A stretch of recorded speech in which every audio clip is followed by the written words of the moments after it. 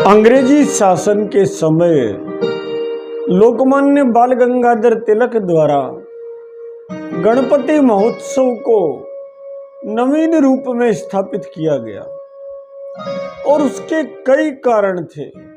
उस समय का जो शासन था उसने भारत के संस्कारित समाज को असभ्य मान लिया था, जबकि वो स्वयं निर्दयी था।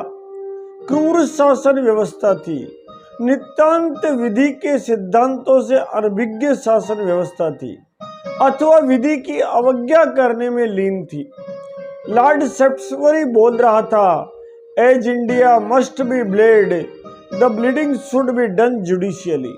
हमें भारत का खून निकालना है, इसलिए कानून बना बना कर हमें खून निकालना है। प्रजा को जलती सलाखों से दाग देना, पेड़ों पर लटका कर फांसी दे देना, बिना किसी अपराध के 2-2 हजार कोड़े तक मारने की सजा दे देना, बेगार ले लेना, फोर्स्ड लेबर करवाना, यही उस अन्यायपूर्वक शासन व्यवस्था का न्याय था। सारी प्रजा में असंतोष था, लेकिन प्रजा संगठित नहीं हो पाती थी और इसीलिए बाल गंगाधर तिलक ने गणपति महोत्सव को स्थापित किया। अत्यंत गूढ़ विवेचना है ये। आदरणीय बाल गंगाधर तिलक का जन्म अंग्रेजी तारीख 23 जुलाई 1856 को हुआ था। महाराष्ट्र के रत्नागिरी नगर में जन्मे तिलक महाराज के दादाजी केशवराव जी पेशवा राज्य में उच्च पद पर आरूढ़ थे तथा उनके पिता गंगाधर पंत बहुत ही विद्वान शिक्षक थे, जिन्होंने बाल गंगाधर को मराठी भाषा के साथ साथ संस्कृत का भी अध्ययन भली भांति करवा दिया, जिसके कारण राष्ट्रभक्ति के प्रखर योद्धा बाल गंगाधर तिलक श्रेष्ठ लेखक बन गए और उनका समाचार पत्र मराठा और केसरी लोक विख्यात हो गया। एक समय एक घटना घटी। पूना में प्लेग अपने चरम पर था। आतताई गुंडों ने अन्याय किया और अन्याय भी ऐसा कि जिसकी कल्पना नहीं की जा सकती। बंदूक की फाल से जिसके घर में भी प्लेग की शंका रही, उस मनुष्य को मार डाला गया। ऐसे ही चलते चलते उन्होंने एक घर में घुसे, वहां के पुरुष को मार डाला और मातृशक्ति के साथ उन आतताई गुंडों ने वही किया जो वो करना जानते थे।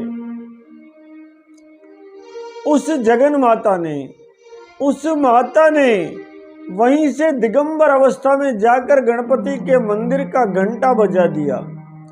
सब इकट्ठे हो गए। कोई कपड़ा लेकर आया, कोई चद्दर लेकर आया, कोई क्या लेकर आया, कोई कंबल लेकर आया। रोने लग गई। उसने कहा, मुझे ये वस्त्र नहीं चाहिए, इन वस्त्रों से मेरी इज्जत नहीं ढकी जा सकती। मेरी लाज ढकने के लिए तो मिस्टर रैंड का रक्त चाहिए, जो यहाँ के कलेक्टर है। चारों तरफ बात फैल गई। लोकमान्य बाल गंगाधर तिलक ने लिखा मराठा में कि अगर हमें भारतीय दंड संहिता की परिधि कम पड़ती हो तो गीता के ज्ञान में विचरण करना चाहिए, जहां भगवान कृष्ण कहते हैं, आतताई होने पर, अधर्म का साथ देने पर परिजन के साथ भी संग्राम कर लो। इस लेख को राष्ट्रद्रोह माना गया, लेकिन इस लेख का प्रभाव यह हुआ कि श्रीयुत दामोदर हरि चापेकर, बालकृष्ण हरि चापेकर, वासुदेव हरि चापेकर, इन चापेकर बंधुओं ने तत्कालीन पुणे के जिला कलेक्टर वाल्टर चार्ल्स रैंड और उसके सहायक लेफ्टिनेंट आयरशर की हत्या कर दी। उन्हें उनकी करनी का दंड चुका दिया। लोकमान्य बाल गंगाधर तिलक पर राजद्रोह का मुकदमा चला और जिसके परिणाम स्वरूप उन्हें 6 वर्ष जेल में रहना पड़ा।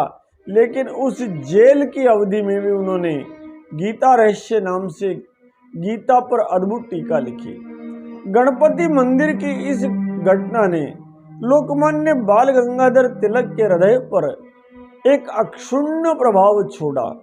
उन्हें लगा कि समाज को एकत्र करने का साधन गणपति महोत्सव है। यद्यपि पेशवाओं के राजत्व काल में भी गणेशोत्सव धूमधाम से मनाया जाता था, क्योंकि पेशवा राजा स्वयं गणपति के उपासक थे और उस समय राजमहल तक में यह उत्सव मनाया जाता था। लेकिन अंग्रेजों के समय यह परंपरा लुप्त होती जा रही थी। युवक गण अपने आचार से, विचार से विमुख होते जा रहे थे। अमावस के इस गहन अंधकार को चुनौती देने का काम लोकमान्य बाल गंगाधर तिलक ने किया। मैकाले ने जो कहा था कि भारत का ज्ञान कुछ नहीं है, एक अलमारी के बराबर है, 2 फरवरी 1835 को, और मैकाले के मानस पुत्रों ने उसे मान लिया था। उसके स्थान पर लोकमान्य तिलक ने एक स्थापना कि now the journey begins from dark moon night to full moon night. हमें अमावस के अंधकार से पूर्णिमा के प्रकाश की ओर यात्रा करनी चाहिए। Retransforming the personality and creating the citizens of Bharat who are Bharatiya in blood, thought and action. एक बहुत बड़ी क्रांति थी जिसके द्वारा ये कार्य किया गया, और इसीलिए 1893 वर्ष में यह कल्पना पूर्ण रूपेण से क्रियान्वित की गई गणपति महोत्सव के रूप में। गणपति बप्पा मोरिया, मंगल मूर्ति मोरिया, इस सिद्धांत के साथ भगवान गजानंद जो मयूरेश्वर गणपति है, जो भाद्रपद शुक्ल पक्ष चतुर्दशी को प्रादुर्भाव हुआ है, वे गणपति मेरे बाप है, गणपति बप्पा मोरिया। और ये मयूरेश्वर गणपति कैसे हैं? मंगल मूर्ति मोरिया। ये मंगल की खान है ये गणपति बप्पा, इसलिए इनकी सेवा करो, राष्ट्र एकत्र हो जाएगा। और इस प्रकार ये धार्मिक पूजा अनुष्ठान पूना से प्रेरणा लेकर अमरावती आदि नगरों में विख्यात हुआ, और देखते ही देखते पूरे राष्ट्र में ये लोकमान्य बाल गंगाधर तिलक का प्रकल्प सर्वत्र यह उत्सव के रूप में भाद्रपद शुक्ल चतुर्थी से लेकर के अनंत चतुर्दशी तक लोक विख्यात हो गया। उस समय लोकमान्य बाल गंगाधर तिलक ने कहा कि हमारे पूर्वज शब्दों को अनावश्यक काम में नहीं लेते थे। स्वराज्यम वैराज्यम पारमेष्ठम राज्यम, अलग अलग ये बोलने की आवश्यकता नहीं थी। इसलिए स्वराज्य अंतिम सिद्धि नहीं है। स्वराज्य के बाद वैराज्य चाहिए, वैराज्य के बाद पारमेष्ठी राज्य चाहिए। जिस समय राष्ट्र में बंग विभाजन का दूषित प्रयास चल रहा था, उस समय इतना बड़ा मंत्र देना यह अद्भुत काम था, और इसीलिए गणपति महोत्सव समाज को संगठित कर गया।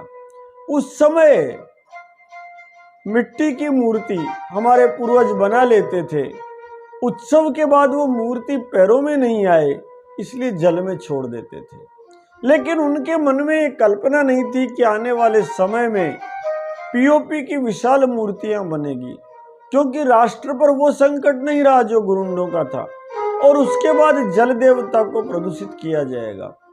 इसलिए या तो हम मिट्टी की छोटी मूर्ति बनाकर जल में विसर्जन अगर करने की इच्छा है तो कर लें, या हम क्या करें, जगत जननी गौ माता के गोबर में काली मिट्टी और कड़ी मिलाकर मूर्ति बनाएं, उसे जल में छोड़ दें ताकि जल के जीवों को आनंद प्राप्त हो, वह प्रकृति की मूर्ति प्रकृति में मिल जाए। अथवा क्या करें, सोने की, चांदी की, काष्ठा की, पत्थर की जो शास्त्रों में वर्णित मूर्तियां हैं वो मूर्ति बनाए जलवा पूजन की तरह, जैसे मैंने पहले के प्रखंडों में बताया है। जाकर अनंत चतुर्दशी के दिन जलवा पूजन करे, नीम की डाली से गणपति के छींटा लगवाए और उसके पश्चात घर लाकर राई लूण करके वापस स्थापित कर दे। अगले साल फिर मंगल मूर्ति मोरिया की यात्रा प्रारंभ कर दे। इस प्रकार यदि हम कर पाए तो मान के चलिए ये जो गणपति महोत्सव है ये बहुत बड़ी क्रांति का साधन बन जाएगा। करोड़ों करोड़ों मूर्तियां जब गाय के गोबर से बनेगी, जब गोबर गणेश बनने लगेंगे, तो मान के चलो जगन माता गाय का गोबर 200 रुपए किलो हो जाएगा। और जब 200 रुपए किलो गोबर हो जाएगा, तो जगन माता गाय और गोवंश दूध के लिए नहीं, दही के लिए नहीं, घी के लिए नहीं, छाछ के लिए नहीं, वरन गोबर के लिए पाली जाएगी। और वो दिन जिस दिन आ जाएगा, उस दिन मान के चलो गणपति का गकार तत्व पूरे भारत को प्रकाशमान कर देगा। बोले गजानंद महाराज की जय, जगत जननी गौ मात की जय, नंदी भगवान की जय, बछड़ा भगवान की जय, बछड़ी भगवान की जय, काल भैरव नाथ की जय।